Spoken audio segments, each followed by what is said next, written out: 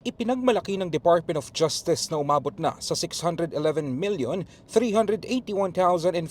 pesos ang naibalik sa kaban ng bayan mula sa restitution process ng gobyerno at mga state witnesses kaugnay ng kontrobersyal na maanuwalyang flood control projects. Kabilang sa mga nagbalik ng pera ang mga dating opisyal ng Department of Public Works and Highways na sina Roberto Bernardo, Henry Alcantara, Gerard Opolencia at kontraktor na si Sally Santos na pawang kinilalang mga state witnesses. Sa report to the people ng DOJ, sinabi ni Acting Secretary Frederick Vida na ang naturang halaga ay naideposito na sa Bureau of the Treasury.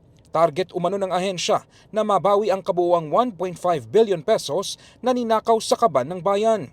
Kasabay naman ang pagtatapos ng operasyon ng Independent Commission for Infrastructure, umugong ang panawagan na ilabas ang kabuuang report hinggil sa mga sangkot sa maanumalyang flood control projects. Pero saad ni Secretary Vida, yung confidential report, the part na about yung case build-up, that's something we cannot disclose kasi sensitive yung information. But as to the part yung ibang recommendations that we can definitely the public has the right to know. Yung hindi confidential ang nature, we need to sift through the report, and definitely those not of the confidential nature, we will share with the public to the extent that was relayed to us.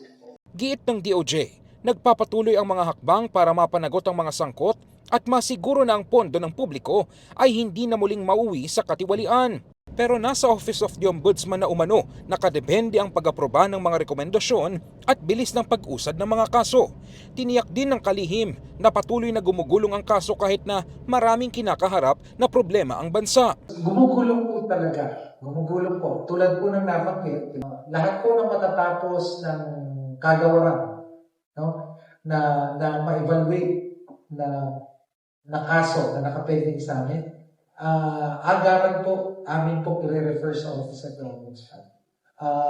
I cannot predict, I cannot foretell kung gaano kabilis ipa-file ng Office of the Ombudsman. Of course, ang makakaasa kayo, tulad na nabanggit kanina ni Fiscal Polo, on those two particular cases, PG daw is looking at second week of April, 15. You mentioned kanina April 15, mid-April. Inaasahang magkakaroon na ng resulta sa kalagitnaan ng Abril hinggil sa mga kasong may kinalaman sa maanumalyang flood control projects. In the heart of changing lives, ako si Brigada Ino Flores ng 105.1 Brigada News FM Manila, The Music and News Authority.